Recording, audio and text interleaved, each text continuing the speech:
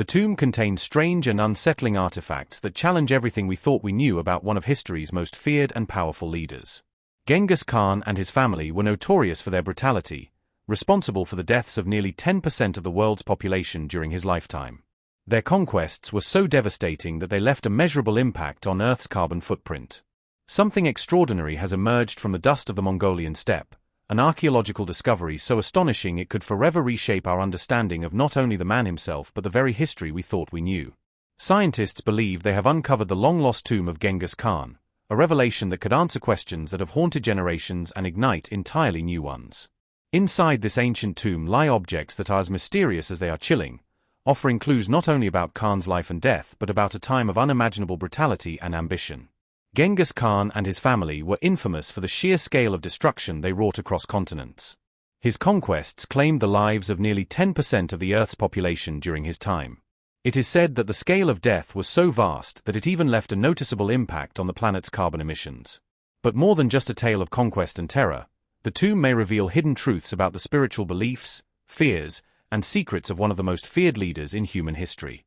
For decades, stories have swirled about the legendary measures taken to conceal the tomb. Some accounts claim that Genghis Khan, in an effort to ensure his eternal peace, ordered that his tomb be hidden so thoroughly that even those who built it would never speak of its location because they would be put to death. According to some legends, entire forests were trampled by horses to erase the trace of any path leading to the burial site, and rivers were deliberately redirected to flow over the tomb, hiding it beneath nature itself. Whether these were stories meant to elevate Khan's myth or accounts based on truth, they only deepened the fascination and mystery surrounding his final resting place. The question has always remained, where is Genghis Khan buried, and why has it remained hidden for so long? While some scholars dismiss the darker legends as romanticized folklore, others argue that the secrecy was likely driven by the very real fear of looting, desecration, and revenge. After all, Khan had made countless enemies during his reign. His scorched earth tactics, the annihilation of entire cities, and the terror he used as a psychological weapon had built a reputation so terrifying that many sought to destroy even his memory. For those vanquished by his armies, desecrating his tomb would have been the ultimate act of revenge, a symbolic destruction of his power and legacy. Historians acknowledge that secrecy around burial sites was not uncommon in Mongol culture. It was a way of protecting the dead from spiritual disruption and physical disturbance. It was believed that the spirits of great leaders should rest undisturbed, and exposing their graves could unleash curses or misfortune. In Mongolia, Genghis Khan is more than a historical figure. He is a cultural icon, a national hero, and even a semi-sacred being in some interpretations. To disturb his tomb is to defy deep-seated cultural values, to poke at something sacred and forbidden. This cultural reverence has presented a profound dilemma for modern archaeologists. How does one balance the pursuit of knowledge with the duty to respect cultural taboos? The potential discovery of his tomb isn't just a matter of digging up artifacts, it's a matter of opening a gateway to Mongolia's spiritual heart. Many Mongolians fear that uncovering the tomb could lead to widespread calamity, natural disasters, political upheaval, or national disgrace. This fear is not just superstition to them, it is an ingrained cultural warning passed down through generations. So for centuries, this belief created a powerful cultural blockade discouraging exploration and transforming Genghis Khan's tomb into a symbol of sacred mystery. Despite these barriers, the allure of solving the riddle proved irresistible. Over the years, historians, adventurers, and archaeologists undertook daring quests to find the tomb, using everything from ancient maps to local legends. Satellite technology, aerial surveys, and ground-penetrating radar were deployed in the hopes of unlocking the past.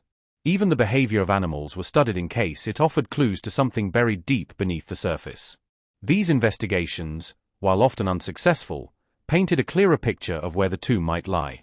But the secrecy and superstition surrounding the site always loomed large. At the center of many legends was a remote mountain called Burkhan Khaldon, a place revered in Mongolian tradition and mentioned in ancient texts. This sacred peak, nestled in the northeastern regions of the country, has long been considered a spiritual guardian of the Mongol nation.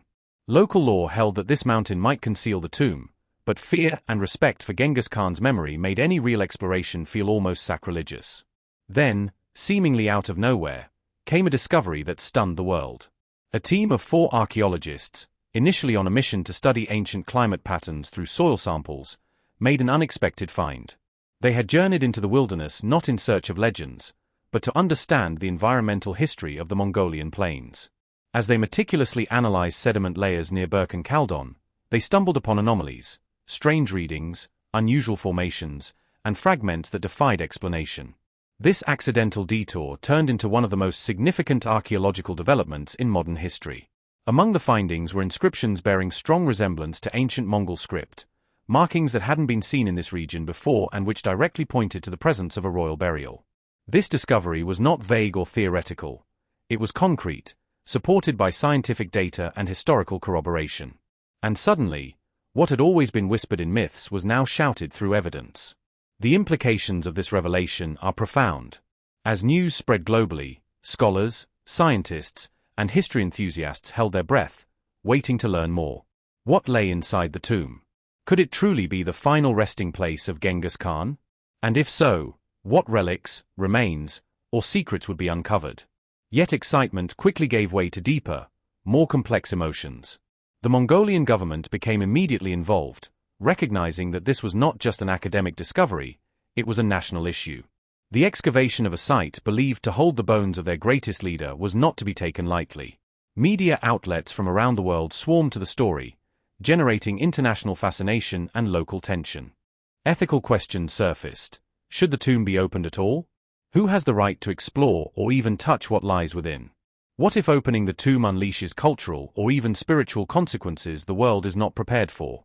As the excavation team moved forward with care, they were joined by a host of other experts. Historians combed through ancient chronicles to find new context. Anthropologists offered cultural guidance, and scientists continued their analysis with even greater precision. This multidisciplinary approach added depth to the findings, painting a picture of a site not merely of death, but of immense historical and symbolic value. Every detail mattered: the architecture of the chamber, the materials used in construction, the arrangement of artifacts, all of it whispered secrets from the past. Yet an eerie stillness permeated the air.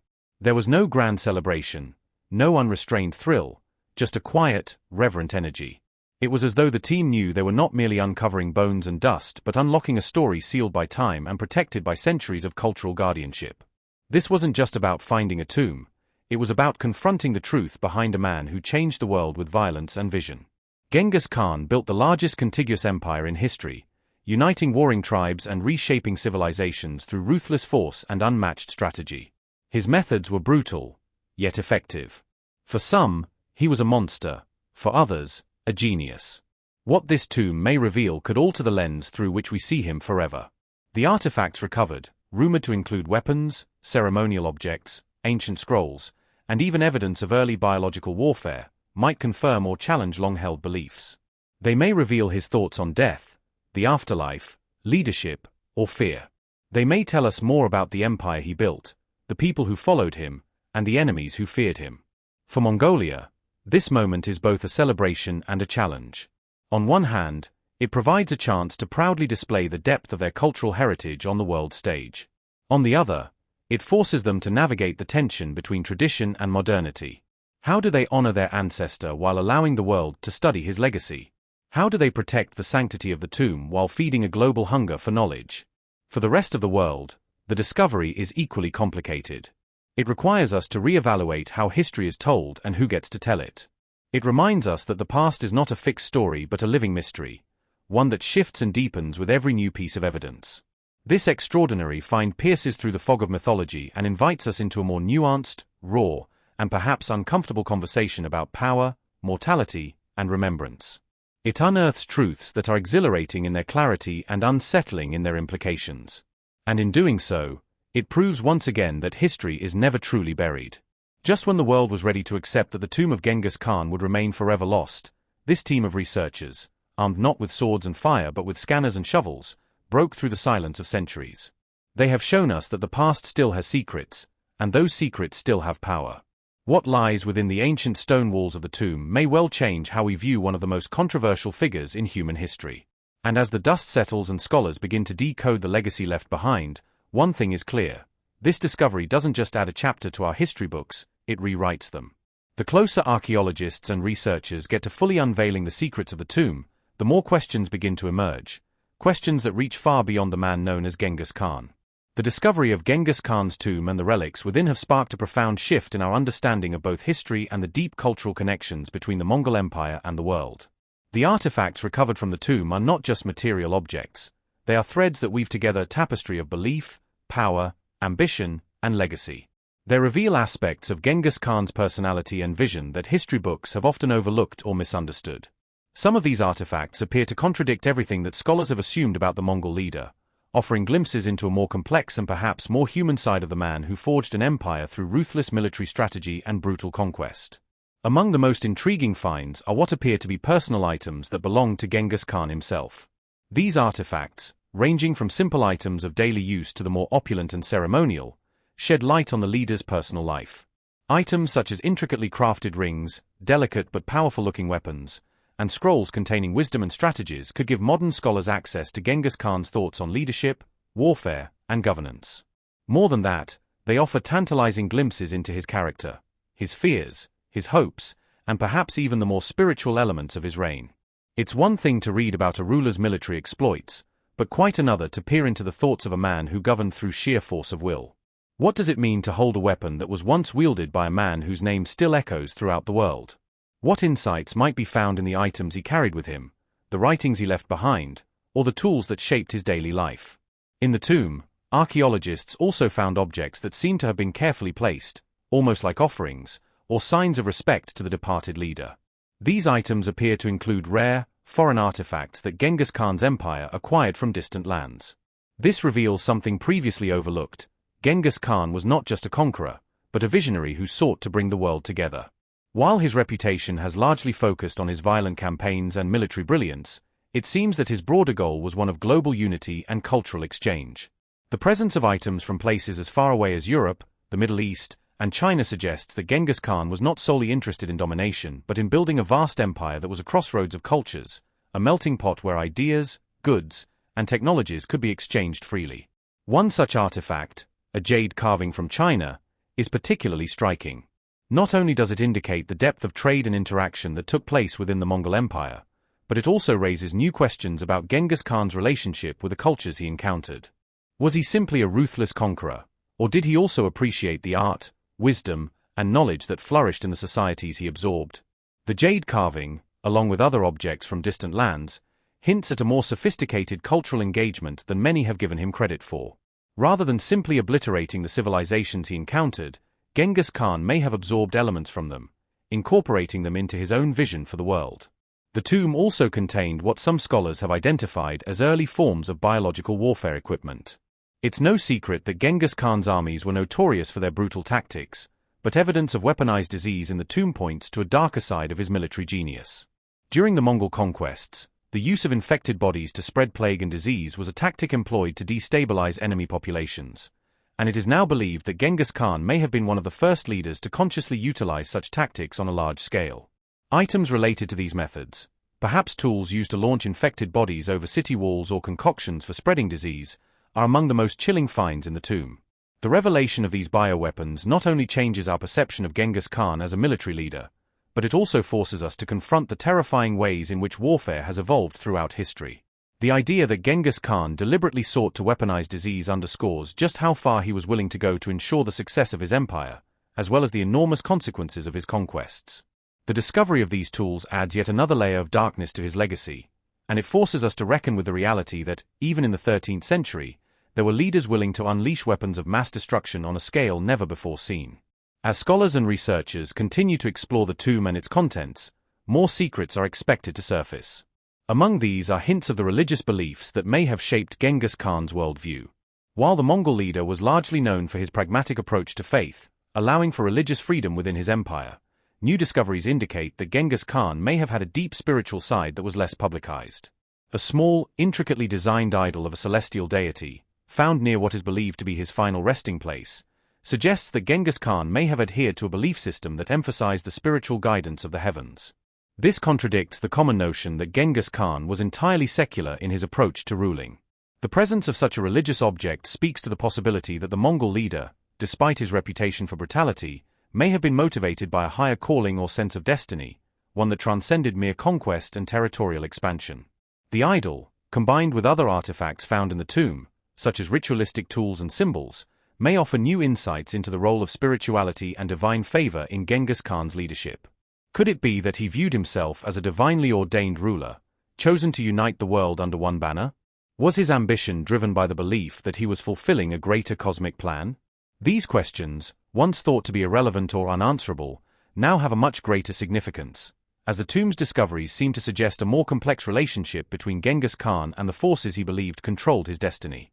This discovery is also shedding new light on the lives of those closest to Genghis Khan, his family, his generals, and his most trusted advisors.